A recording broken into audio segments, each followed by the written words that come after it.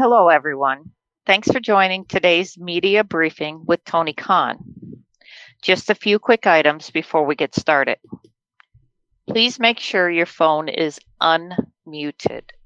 This allows us to open your line to ask a question. So if you'd like to ask a question, please unmute your microphones now. Once you've asked your question, we will mute your line to avoid any background noise during the response. To indicate that you'd like to ask a question, please click the hand icon on the GoTo dashboard. You can also type in a question anytime in the question section on the dashboard. Today's session will last approximately 55 minutes, and we will make every attempt to include your question, time permitting. As always, please note that no live streaming or broadcasting of this call is permitted. We will be sharing an audio recording of the session afterwards. I will now turn the call over to our moderator, Jim. Thank you, Robin. Hello, everyone, and thanks for joining us today for our customary time with Tony Khan ahead of our pay-per-view events. This one to discuss Revolution just ahead this Sunday from the Chase Center in San Francisco.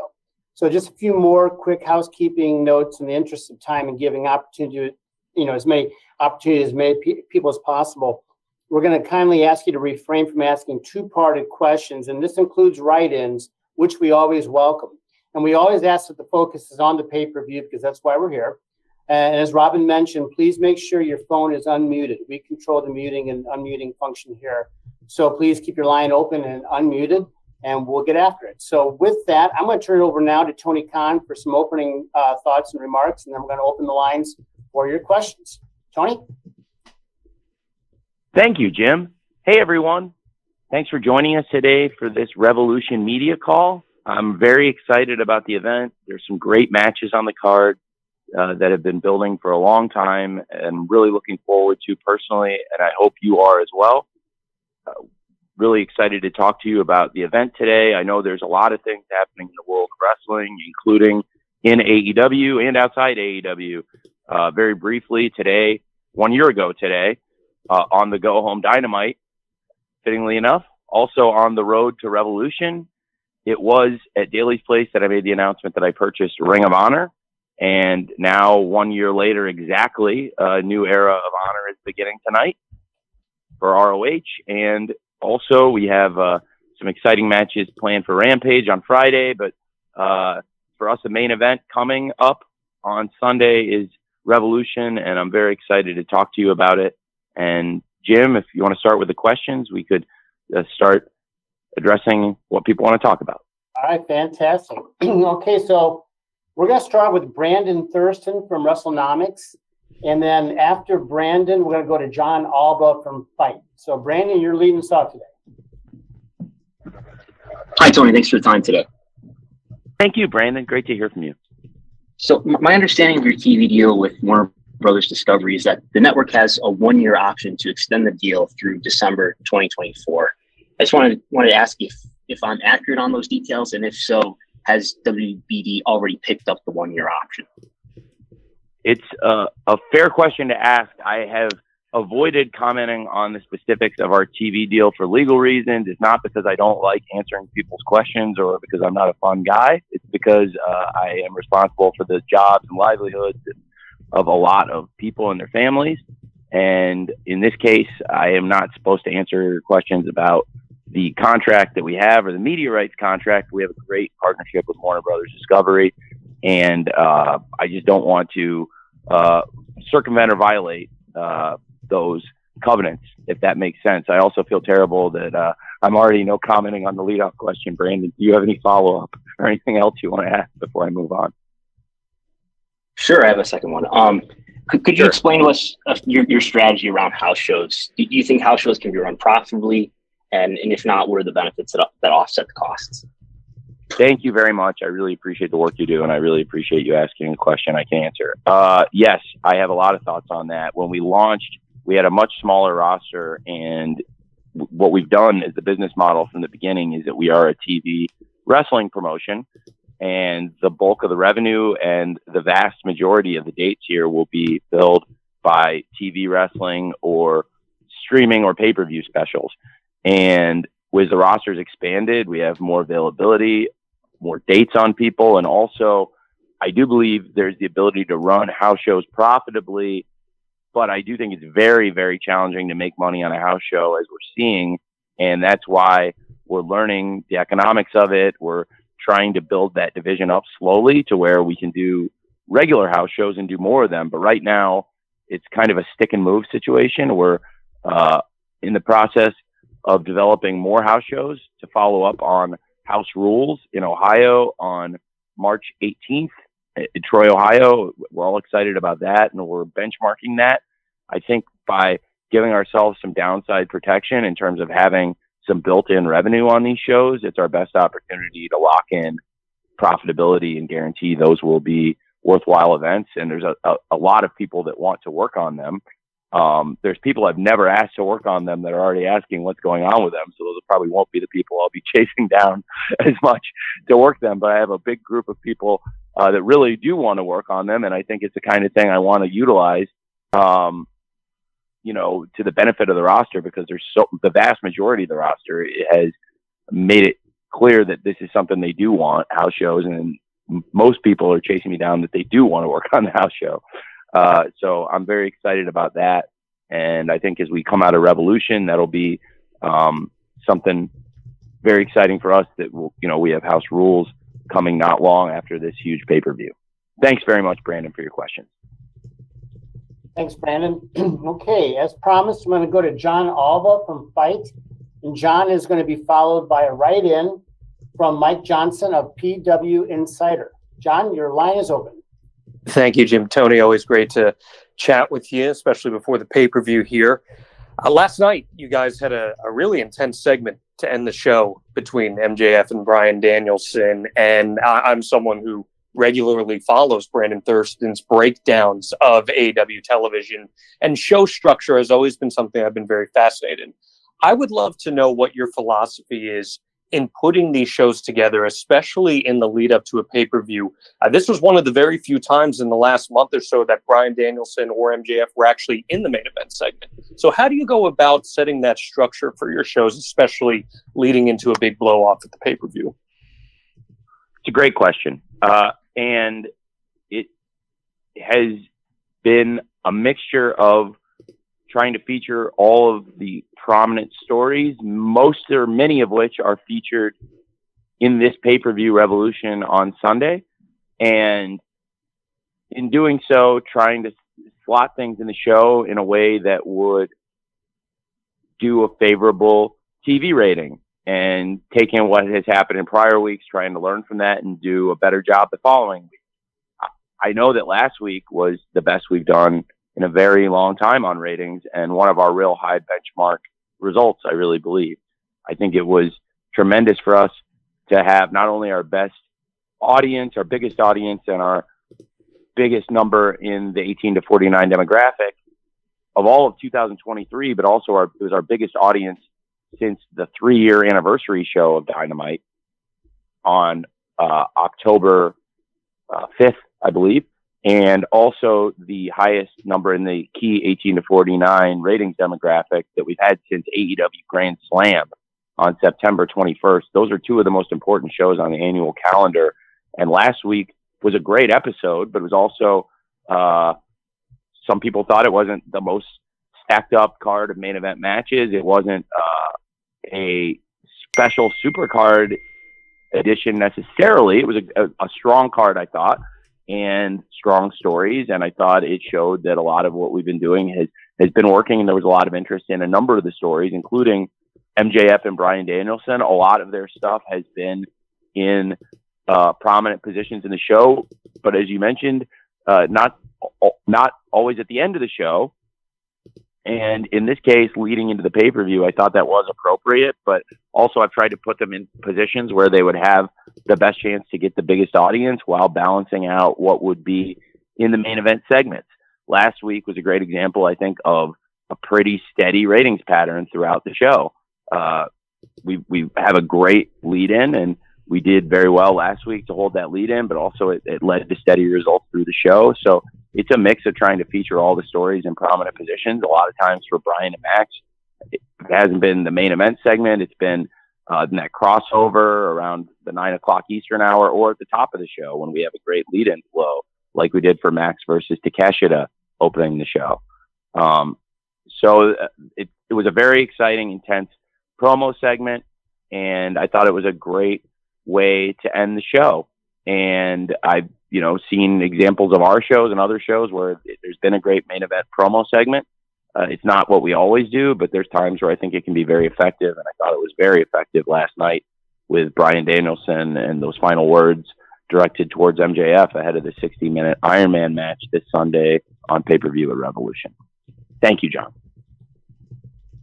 Thanks, John. I'm going to read you a writing question from Mike Johnson from PW Insider. I'm going to ask Chris Mueller from Bleacher Report to be ready after Tony replies to this question from Mike, inspired by Revolution. His question, Tony: we just hit the 3-year anniversary of Revolution 2020 in Chicago, which was the last AEW pay-per-view before the pandemic took hold. Looking back on that night, what are the lessons you think you and the company have learned that inform how you promote, book, and present major events now, like Revolution in a couple days from now? It was one of the most important events we've ever done. I learned a lot from it, and a lot in wrestling has changed. And I'm really glad this question came up. That I think I'll note for the record that this is a question I was asked, not things I brought up. That is one of my favorite events. I think it's probably my favorite pay-per-view event we've ever done. The way the card came together is very interesting, and I'd like to go back and note, I don't have it all in front of me, but I do remember these things very well when some of these things came together, and I think there's some fuzzy memories of some of these things, because there were some things on the card that came together earlier, and my philosophy going into that, and I think it was very well received at the time, and now it's been exactly 3 years, and it's interesting because a lot's changed in the world, and I would just go back and remind people that the way some of these things came together. Jon Moxley versus Chris Jericho for the World Championship had a long build. It really had kind of hinted at the end of 2019 we'd go in that direction, but it really picked up at January 1st. And they had months of build going into that event, and of course, there was the idea that Jon Moxley had been offered the spot in the Inner Circle. He turned that down and then went to war with Chris Jericho. And at the time, the Inner Circle, that was a great story and a great main event program. A lot of the other matches came together as we got closer to the event, and I thought that made for a very exciting television leading to the event. But I think there's some perception that maybe all the matches were made weeks and weeks in advance, and it's simply not the case. And I thought it led to just as exciting an event as we've ever had. And Jericho and Moxley had months of build, as the world title match in this case has had months of build, as MJF versus the American Dragon, Bryan Danielson, for the world championship is something that we had started to develop late last year and has been building up for months as a huge world championship program. And I'm every bit as excited for that. And in addition, we have right now Jon Moxley versus Hangman Page, which is a story that really goes back even further to Hangman Page winning the Grand Slam Golden Ticket Battle Royale at Arthur Ashe Stadium in September and taking a shot at the World Championship in Cincinnati against Jon Moxley in his hometown in what became one of the most real-life scary situations we've ever had at AEW. We were all very concerned when Hangman got knocked out and had to go to the hospital that night. And I'll never forget going to talk to Hangman that night and just being so relieved and seeing him smiling and that he was okay, given how scared we were when we stretchered him out of there. And to think now, here we are, this thing's come full circle. It's one of the most exciting programs in wrestling.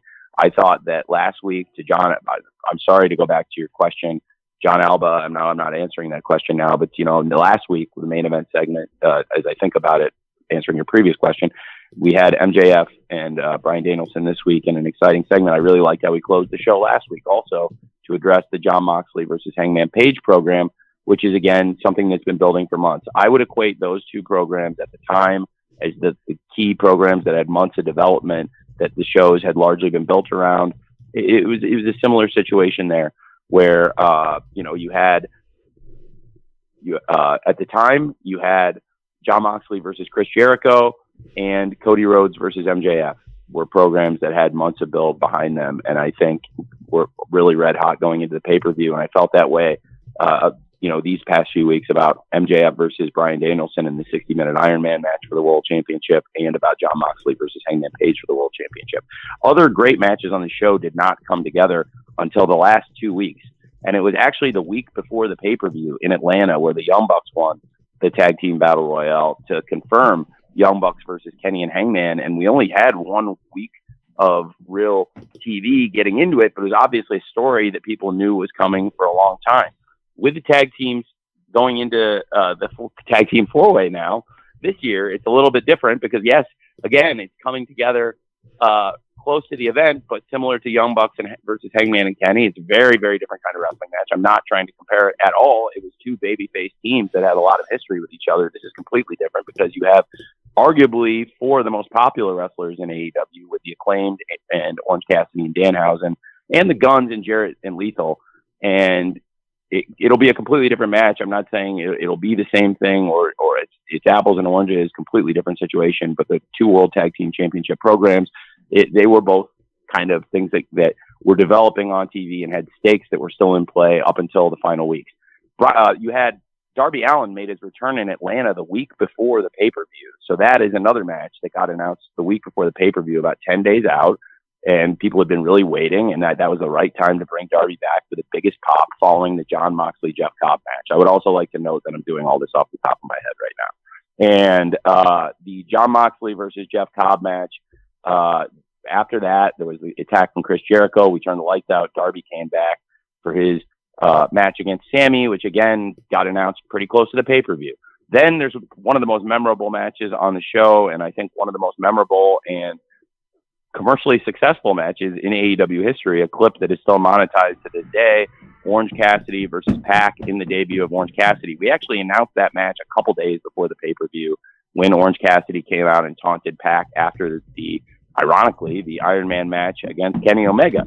And, so there were some of the things coming together on the weeks leading into the television that were the perfect timing. There were some of the things that had been building for months that people were excited about. And I think that's a winning formula. And I've tried as best I can. I always say I don't have a time machine, so I can't go back and change the things that I would change, or I would change things every single day of my life. But I do think there's matches on top that people are really, really excited about on this show. And I'm very excited for it myself. But we've seen some of the matches that have come together a little bit closer to the pay-per-view, and some of the things that have been building for months. And I thought that was a formula that worked very well then. And I remember at the time, people were saying like, oh, they're just announcing this right before the pay-per-view. But then the pay-per-view happened and people absolutely loved it. And now people look back and say it's one of their favorite builds. And I do think there's been a lot of shows in the last several weeks, really since the start of 2023, there's been a number of shows, more super positive reviews than anything else, where most of the shows we've done this year have been amongst the favorite shows of several people. There's been a couple shows where people had questions or there was a thing or two they didn't like, but for the most part in 2023, most of our events have been really well received on television. So I think it's been very positive. I think overall that 2020 Revolution build was one of the most informative and important times in the history of the company. And I take from it. I try to learn from it all the time. And for me, I think that was probably my favorite pay-per-view at the time we've ever done. And of course, it was challenging to go into the pandemic after that, but now it's great to be back on the road every single week. And certainly that event in Chicago 3 years ago today, or 3 years ago yesterday, I guess, would mark one of the most important nights in AEW history. Thanks, Mike. Thank you, Mike. Chris Mueller from Bleacher Report, you are next. I'd like to ask Amy Nemedy from WrestleJoy to be ready after Chris. Chris, go. Hi, Tony. So with ROH relaunching tonight, one thing I noticed is that the Revolution card does not include any Ring of Honor title matches as of right now. So moving forward, are you planning on drawing a clearer line between Ring of Honor and AEW, or can we still expect to see a fair amount of crossover on both shows? It's a good question, but I don't think there's been any crossover since Final Battle. And to be fair, I think there's people here that were not on my Final Battle media call, but I made it pretty clear going into Final Battle that some of the wrestlers who are featured in each company would cross over, but really that as far as Ring of Honor championships and Ring of Honor stories being featured on AEW, the goal was for that to go through Final Battle, and then I wouldn't really be doing much of that, and then those things would be moving to the Ring of Honor platforms. There was a transitional period where there have been a number of Ring of Honor championship defenses on AEW Dark and Elevation in recent months. There have been virtually none on AEW television since Claudio versus Jericho, and that program ended because I think the Ocho, there were a lot of great matches in the Ocho with Chris Jericho, and that was an important thing for us to feature in AEW at the time, I felt. And there was, whether it was Jericho versus Ishii, Jericho versus Bandito, and Jericho versus Danielson, there were a number of times where those were important matches to AEW's TV. But then coming out of Final Battle, I had said that we would not be crossing the streams as much anymore. And as of tonight, with the launch of the Ring of Honor TV, I think now there's a platform for the ROH championships and stories. And it should be a very exciting night tonight. We've gotten really positive reviews from the live fans who attended the tapings. And I think if there's anybody that hasn't heard this, I would strongly encourage them to check out the Ring of Honor debut as a new era of honor begins tonight. But yeah, just, that's something I have been trying to do for months. And I think a lot of people have taken notice of it, and it's been mostly received pretty positively. And that's why it's been that way for a couple months. Thanks, man. Okay. Amy Nebedy from WrestleJoy, you're up next. And after that, I'm going to follow Amy with a write-in from Max Everett from Sportskeeda. Amy? Great. Hi, Tony Khan. It's great to talk to you. Hey. So I wanted to talk about the Women's Triple Threat Championship match at Revolution. We have Jamie Hayter, who's an incredible fighting champion, banger matches, crowd loves her. Saraya, she's a pioneer of women's wrestling, the whole evolution that came from that. And Ruby Soho, who's beloved across her entire career, one of the best entrances in wrestling, her iconic street fight moment. Everybody's coming into this match on a huge high, especially in AEW. I wanted to ask what your thoughts were on each of the competitors, as well as how they represent the locker room in this AEW Originals / the Outsiders, so to speak, divide. Thank you. Thank you. It's a great question. And I'm looking forward to the three-way match for the Women's World Championship this Sunday on pay-per-view at AEW Revolution. I think, as you said, each of them represents a very different history in pro wrestling and in particular in AEW, and each of them has a very different perception among the locker room. I'm probably not the best person to speak of how people are perceived in the locker room, but I can speak to what I know to be a fact and what I think. Jamie Hayter's been with us since the first year of AEW, and since 2019, she's developed into such an amazing pro wrestler. She's grown and she's become very popular with the crowd, and she has become one of the world's top wrestlers. And it's been amazing to watch that transformation take place on AEW television. Some of that transformation took place away from AEW television, frankly. She came back after the pandemic as a completely different performer and a completely different, with a very different look, and being able to do some different things in the ring and in the presentation of Jamie Hayter. So I believe Jamie Hayter is a very important wrestler in AEW and a great champion who is capable of having great matches and has a great connection with our audience. Ruby Soho has been here for a long time. She hasn't been here the whole time, but I think she's been here for, roughly half of the length of AEW, which is why it's fitting that I think she's in the middle of this thing, because she's worked with Saraya and Saraya's friends in the past. So she does have a closer relationship to them than a lot of our locker room would, and knows them well, and also has a close relationship to our locker room and knows them a lot better than somebody who just walked in off the street like Saraya. And Ruby Soho is also a great wrestler. As you mentioned in the lead-up question, I think it was a great point. Ruby Soho has a great reputation as a brawler also, and had a great moment this year in that great street fight, teaming with Willow Nightingale to defeat Ty Mello and Anna Jay, who are also noted street fight enthusiasts. And I thought that was a great match. And Ruby Soho is having a great year and has picked up some really big wins in AEW this year and is certainly a very worthy top contender. You have Saraya on the other end of this spectrum, who has come into AEW as a big name free agent and has gotten a great platform. I personally like Saraya a lot. I think a lot of the lifeblood day one AEW fans did not take kindly to the way Saraya tried to endear herself to the crowd. And to be fair, that's one of the things that happens in AEW when people have the chance to use their own words, because I think we had good talks about bullet points and about building up Saraya versus Britt Baker. But I believe some of the things in the lead up to that match that Saraya said really endeared the fans to Britt more than her. And because these are fans that have been with AEW from day one and probably didn't agree with her perception and her perspective on the company when she arrived. But I also think that helped me find a way to utilize everybody in what can be an exciting program for them. And what I hope will be a great match for all three women on this huge pay-per-view card. And it's one of the biggest events in our history. And there's so much great wrestling on this show. And I think this match fits like a glove. I'm very excited for it. It's been building up for a long time also. And I really look forward to this three-way match. I have a lot of respect for all three women. I think they all have different wrestling styles and they all have different histories in the wrestling business, and especially here with their times and experiences in AEW. And I think all of that will make for a very interesting match and hopefully a great match this Sunday at Revolution. Thanks for the great question. Thanks, Amy. Okay, as promised, I've got a write-in question here from Max Everett from Sportskeeda.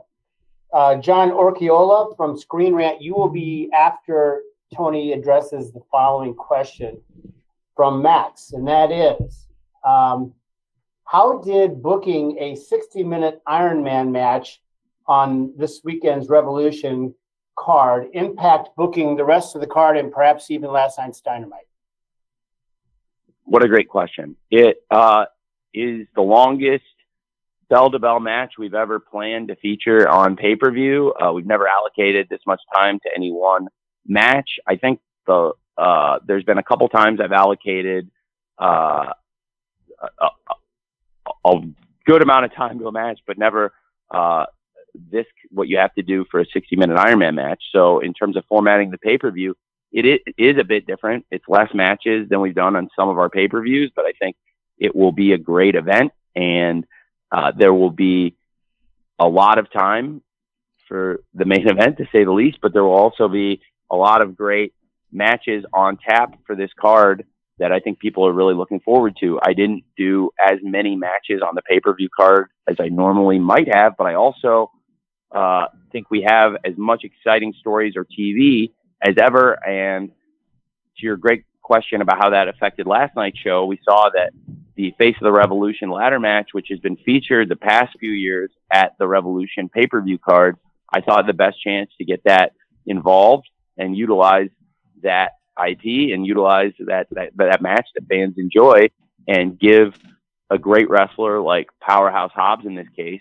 an opportunity to get a big win in their hometown, no less, and now have an opportunity to challenge for the TNT Championship on AEW Dynamite. I thought the best way to feature that match and give it time and an opportunity, and I thought it was a great match last night, and one of the several great things on last night's show on TBS, that it was made sense to do that on Dynamite because, you know, with the duration of the 60-minute Iron Man match, we wouldn't be able to do as much bell-to-bell wrestling in the other matches as we might normally do on a pay-per-view card. Thank you, Tony. Okay, John Orchiola from Screen Rant, you are next, and John will be followed by another John Pollock from Post Wrestling. John?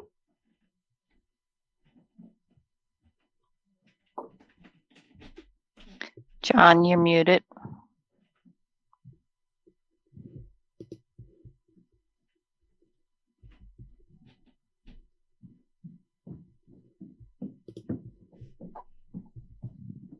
John, you need to unmute your line.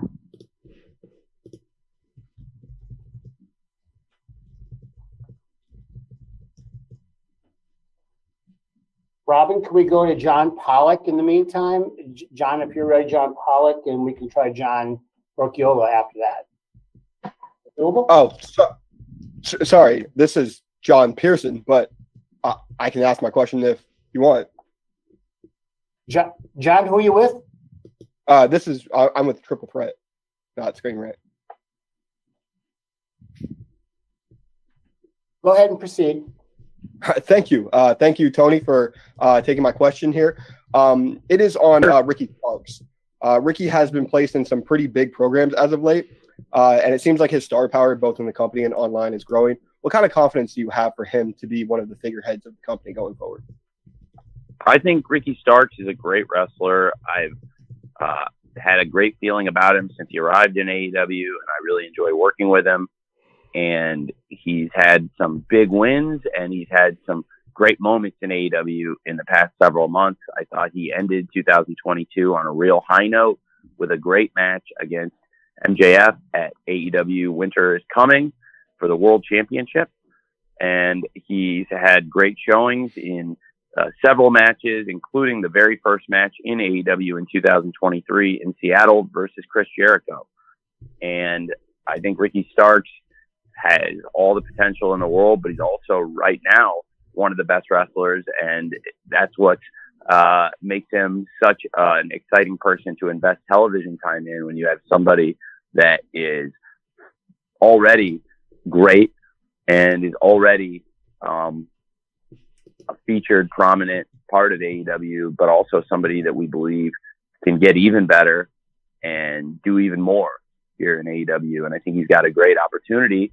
And the person he's facing is the person who's probably done the most of anyone here, which is Chris Jericho, who has over 30 years of experience in pro wrestling at a high level and has won championships all over the world, is arguably the most decorated champion in wrestling today in terms of all the championships he's won, which was one of the reasons I thought it would be very cool to do the Ocho and to really highlight all of Chris's accomplishments and championships. And it was one of the few ways I could think to add another world championship that has that kind of great history to Chris's legendary, unprecedented resume.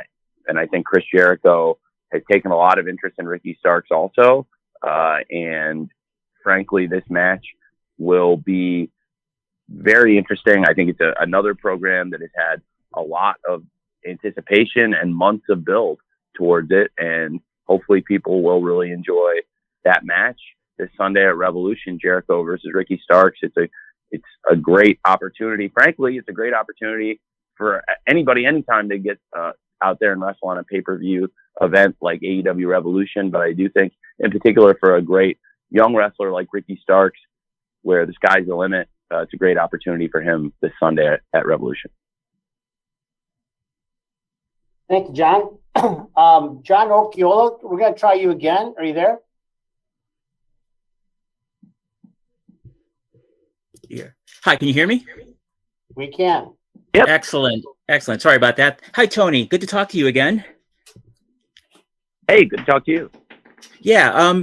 So more and more AEW has crossed over into mainstream entertainment. And, as a fan, it's really awesome to see. Like, I know Britt Baker he's a big fan of Cobra Kai. She went to the season 5 premiere.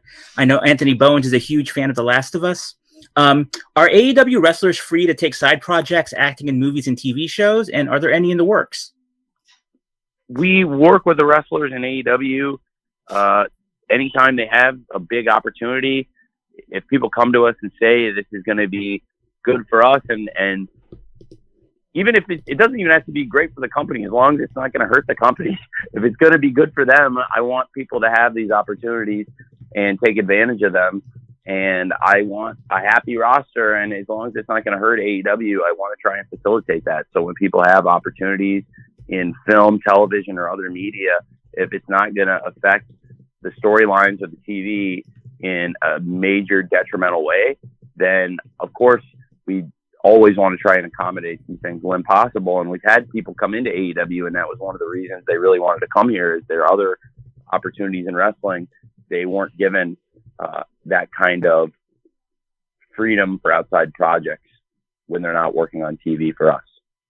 So I think that's a great question, and I think that's one of the things where we've set ourselves apart as being a very accommodating place to come and wrestle. Thank you. Tony, I've got a write-in here from Joey Hayden from the Dallas Morning News. I'm going to read to you. And then after I do that, Trevor Robb from the Edmonton Journal will follow. Joey Hayden from the Dallas Morning News asks, was there any thought to work Adam Cole back into the mix ahead of the Revolution pay-per-view, or did his recovery more accurately align to be his comeback match to the debut of All Access?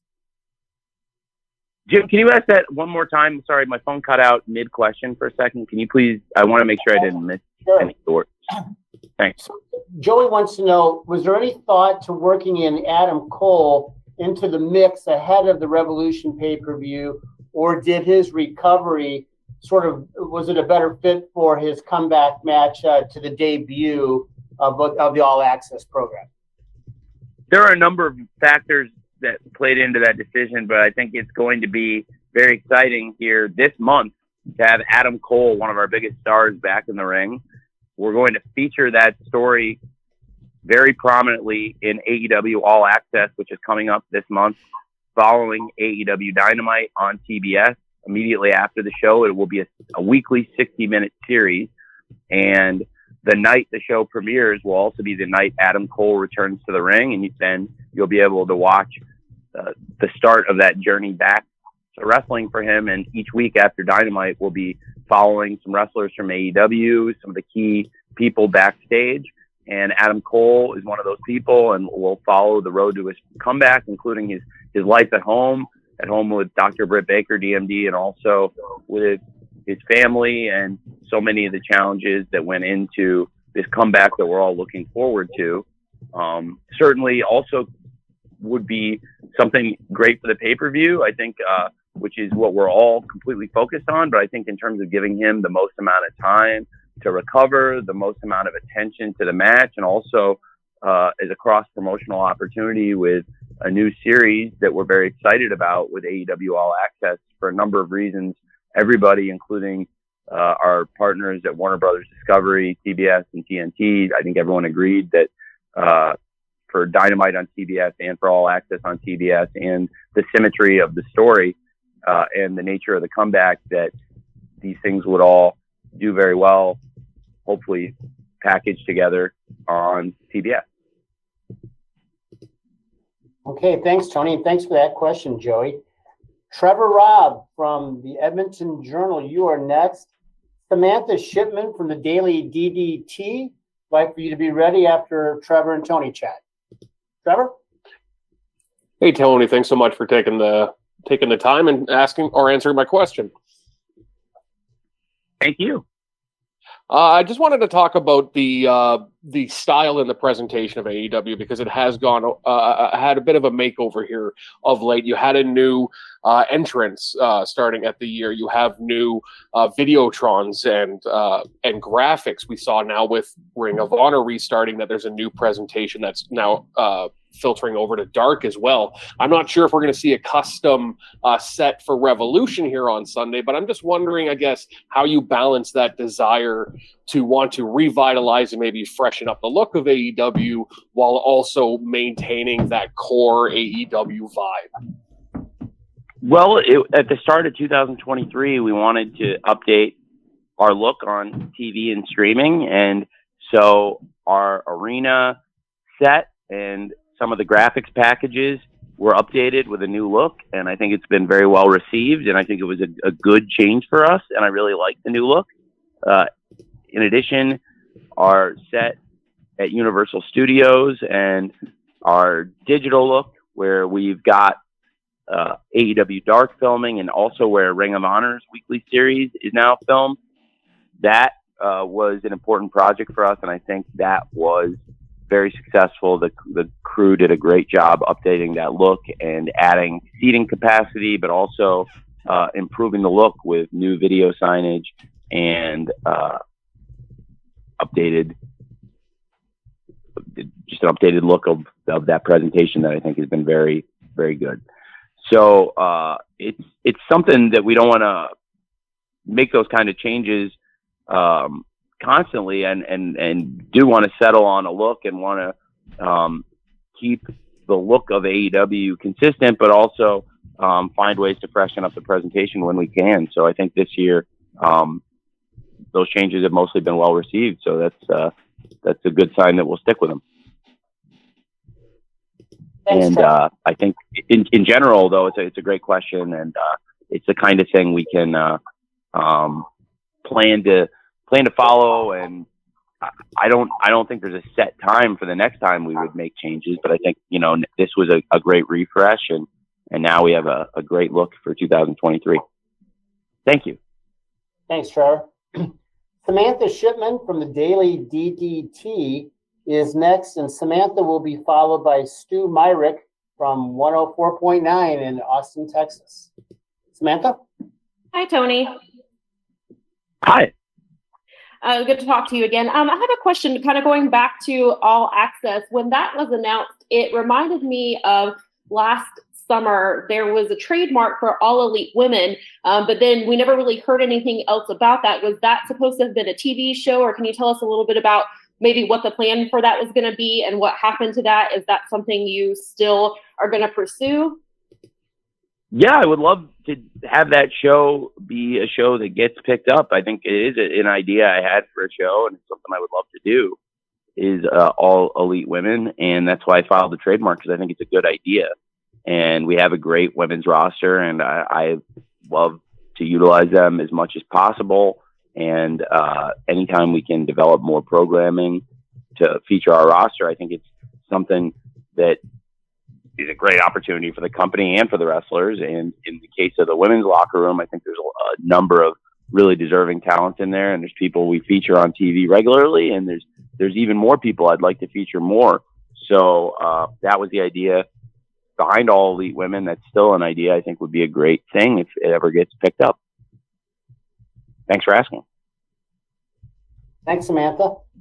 Stu Myrick from 104.9 in Austin is next, and I will follow Stu with a write-in question from Ella J from a Wrestling Gal. Stu? Great. Tony, thanks for the time. It was great to see you during Super Bowl week in Phoenix. Someone that looks like won't be involved in Revolution, Eddie Kingston, who on AEW social media seemingly quit. Have you talked to Eddie since last night? Can you address this in any form or fashion? Yeah, I have talked to Eddie since last night, and I would encourage people to stay tuned to pro wrestling. Stay tuned to AEW and other forms of pro wrestling. Of course, there's a lot of exciting things happening in the sport, in AEW, and also in our metaverse of pro wrestling, including New Japan, and of course tonight the launch of the new Ring of Honor. So a lot of exciting things happening, and I have had a chance to talk to Eddie about that, and I'd say stay tuned to the wrestling business, and then you'll see what happens next. Thanks, Stu. Okay, Stu, we appreciate that. Okay, here's the question from Ella J from a Wrestling Gal, and Ella will be followed by Bill Pritchard from WrestleZone. Ella has this question for you, Tony. AEW Revolution will hold the first 60-minute Iron match in company history. Why do you feel that now is the time to have this type of match? Well, I think it's the right time, and it's the right match. MJF versus the American Dragon Bryan Danielson in a 60-minute Ironman match for the AEW World Championship this Sunday at Revolution, because it is the ultimate test of a pro wrestler's stamina, their strength, conditioning, and their creativity. And I think these are two wrestlers that have all of the physical and all of the mental tools to put together an incredible 60-minute Ironman match. And I think it's something that for the fans of pro wrestling, this is a great pay-per-view main event in my mind, because you're going to get this value. AEW is going to deliver the match. We're gonna put the time into it, and that frankly, if this match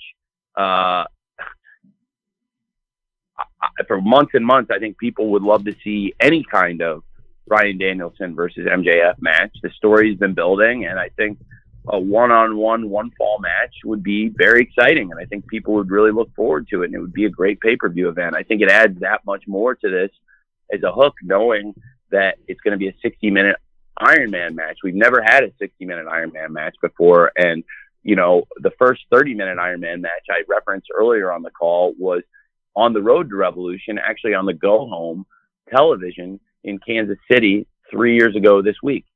And that was an amazing match. And to think that we're going to go twice as long in this match, it is crazy to think. And I thought that was a great value for the fans to get that match on TV. You don't normally get things like that on TV. At least you didn't when we launched. And now there's so much great wrestling, largely on AEW TV every week. And I believe the nature of the match, the duration, the rules, the structure and the format, it all lends itself to a classic. And I believe MJF and Bryan Danielson are capable of having that classic match. And over the months since Bryan Danielson won the championship since MJF won the championship under questionable circumstances at Full Gear, utilizing Bryan Danielson's mentor, Lord William Regal, in his pursuits, and then cast Lord Regal aside, I think the story has continued to build, and now it's become such a personal and intense rivalry between the two men that I personally cannot wait to see them share the ring. And the thought of them sharing the ring for 60 minutes this Sunday gets me very excited as a wrestling fan. So that was the idea behind it. And hopefully it's getting people excited as we get towards the pay-per-view. It seems like a lot of people are looking forward to it. Thanks for the great question. Yeah, indeed. Thanks, Ella. We got about 10 minutes to go, so let's do a little lightning round here. We're going to try to get 3 or 4 more in. Bill Pritchard from WrestleZone unmuted next, and we're going to follow Bill with Will Washington from Grapsody. Go, Bill. Hey, Will. I can. Hey, thanks for taking my question.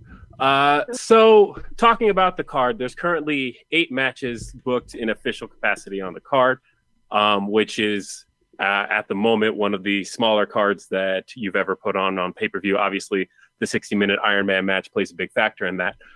Do you foresee with Rampage coming up any other matches being added? We noticed that, of course, the TBS title isn't being defended this time around. You had a program being built between Swerve Strickland and Keith Lee that doesn't have a match on here yet. Do you anticipate adding any more matches to the card as we get closer, or do you think it's pretty set with the 8? I think it's fairly set. I think there's some circumstances around Jungle Boy and Christian and clarifying what is to come between the two men in this fight that they want to have. But Christian had been out injured until a couple weeks ago and made his return to TV. And there were so many hot things happening leading into Revolution, and that added some fuel to the fire, we thought. It was a great promo last night by Christian, I thought, and got people excited for that. So that's a situation in flux, as I mentioned, in the original Revolution in 2020, a lot of matches that had months of anticipation and build, and then some exciting things that came together in the final few weeks that made the go-home TVs that much more exciting.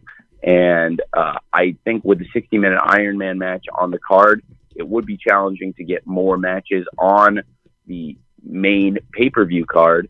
But I do think there is potential We still haven't announced anything for the pre-show. There's still potential there, but I do think in general the 8 matches on the pay-per-view card, given the 60-minute Iron Man match, makes sense in the formatting. So that's probably what we'll end up with, is my instinct. Thanks for asking, Will. It's a great question, and I know that I think people should still tune into Rampage, because there will be impact on the event this weekend from tomorrow's show.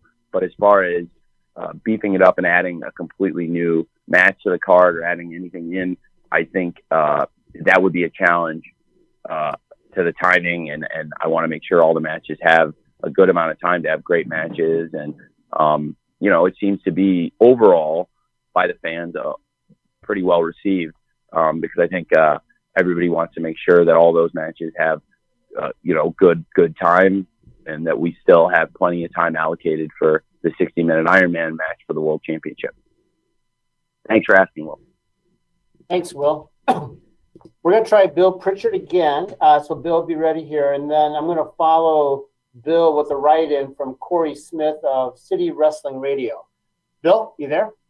Can you guys hear me now? Yeah, we can. Oh, okay, perfect. Good afternoon, Tony. How are you? I'm well. How are you? I'm good now that I got on and worked out my tech issues. Good. So a few weeks ago, you were on the Baby Huey show talking about how, and this kind of goes along with Will's question, about how you weren't going to try to stuff too much into the Revolution card because of the Iron Man match. But how do you feel about the perception that your pay-per-view cards are running too long? And I want, before you answer, note that most of the original cards for a few years had single-digit match counts on them. It really wasn't until the past few months that it started to go over double digits. So, and this is sitting at 8 right now. So how do you kind of feel about that perception that the cards are running too long, or you're trying to put too many matches on one show? Well, the cards have been, other than Double or Nothing 2020, muted, because that was a unique situation with the NBA having a Game 7 on the night of our pay-per-view, that we didn't know that series was going to go 7 games, and it's very unlikely in general that series do go 7 games. So I planned a little bit differently and put a lot of the meat of the card right after the game, and that did seem to serve us well, because that was the most in-show late buys we've ever done for a pay-per-view. And so I do think that was an effective business strategy. And on the West Coast, certainly it didn't hurt the energy of the show at all, because the energy for the last 3 matches was probably the best energy in the entire show, for Anarchy in the Arena, the World Tag Team Championship match, and the World Championship match. And I think the duration has been the same for all of them. I believe we've done about 16 shows, and they've all been the same length except for one.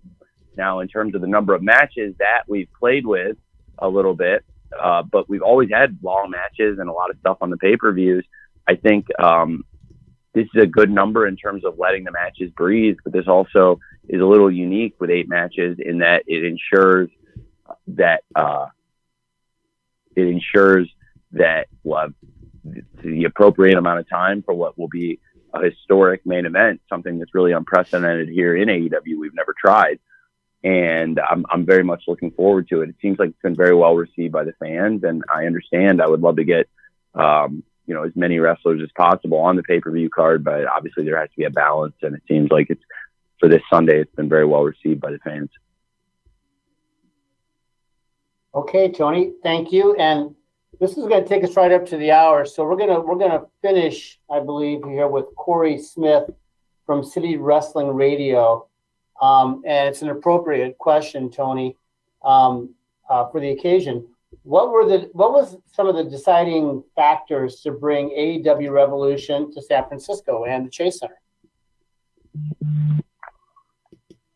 What a great question. The Chase Center is one of the best events Revolution is one of our biggest events, and the Chase Center is one of the best arenas in the country. And the Bay Area is one of the top markets. It made a lot of sense when there was availability at the Chase Center on the weekend, and to be able to bring AEW Dynamite last night and AEW Rampage tomorrow night to the historic Cow Palace, we were just very excited about this opportunity. It's a really important market for us. It's been a great TV market for AEW, and there's so many fans in the Bay Area, and that's why we wanted to bring this big event, this big week here to San Francisco and the surrounding areas. And the Chase Center, it's a newer arena. It was best in class basketball arena, and it's a great venue for us for a pay-per-view. So we've been looking forward to coming and making our debut in the Bay Area for a long time, and this felt like the right timing and the right event to bring. All right, Tony. Tony, with about 20 or 30 seconds, do you have any closing thoughts for everybody here? Well, thanks for asking, Jim. I am very excited for this pay-per-view event. I really appreciate all of you joining us today and giving me the chance to answer your questions. I'm sorry to anybody who didn't get to ask anything. If you're going to be at the pay-per-view event, or if you can send a write-in, I'll try to answer as many questions as I can, or all of your questions if possible, after the Revolution card in the scrum. I really cannot say enough how much I appreciate you and all of what you do. On an individual basis, I enjoy interacting with you.